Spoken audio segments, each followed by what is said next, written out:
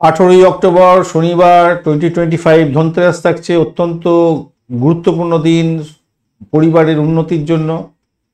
প্রদোষকাল থাকছে 6টা 41 মিনিট থেকে 7টা 38 মিনিট পর্যন্ত সময়, সন্ধ্যার সময়। এই সময়কালে আপনারা অবশ্যই তেলের বা সর্ষের তেলের বা ঘিয়ের প্রদীপ জ্বালাবেন দক্ষিণ মুখ করে প্রবেশদ্বারের বাইরে। অ্যাকচুয়ালি গমের বা ময়দার কোনো প্রদীপ নিজের হাতে তৈরি করা উচিত, যাতে 5টা মুখ থাকবে। যখন ময়দা মাখবেন তাতে একটু হলুদ গুঁড়ো দিয়ে দেবেন, দিয়ে প্রদীপটা তৈরি করার চেষ্টা করবেন। আর এই সময় সকালবেলার দিকে তৈরি করে নেবেন। আর এই সময় 6টা 41 মিনিট সন্ধ্যার পর থেকে 7টা 38 মিনিটের মধ্যে বাড়ির বাইরের দিকে দক্ষিণ দিকে মুখ করে জ্বালাবেন। ওং জমায় নমঃ এই মন্ত্র জপ করবেন। পারলে ওই তেলের মধ্যে কিছুটা কালো তিল দিয়ে দেবেন, রুদ্রাক্ষ একটা দিতে পারেন, এবং পরিবারের সকলের নাম উচ্চারণ করে যমরাজের কাছে রক্ষা প্রার্থনা করবেন। আপনাদের ক্ষেত্রে মঙ্গলজনক হবে।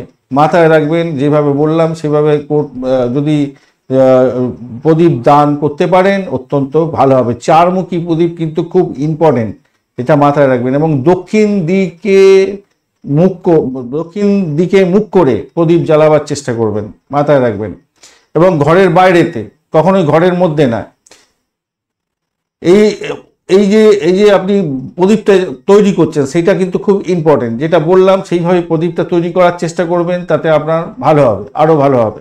অনেক সময় আমরা কিনে নিয়ে এসে জ্বালাই, কিন্তু যদি একমুখী প্রদীপ হয় সেটা দক্ষিণ দিকে মুখ করে কিন্তু জ্বালাবার চেষ্টা করবেন, তাতে আপনাদের ক্ষেত্রে ভালো হবে। অকাল মৃত্যু থেকে রক্ষা পাবেন, পারিবারিক লোকজনের সুস্থতা ভালো দিকে যাবে, সুস্থ হবেন, ভালো হবে। সদিচ্ছা বজায় রাখার দরকার আছে। রীতিনীতি অবশ্যই আপনি মেনে চলবেন। শুদ্ধ কাপড়ে, শুদ্ধ বস্ত্রে হাত পা ধুয়ে পবিত্রতার মধ্যে দিয়ে এই কাজটা করবেন, আপনাদের ক্ষেত্রে ভালো হবে। অশুচি কাজ করতে যাবেন না এই সময়, মাথায় রাখবেন।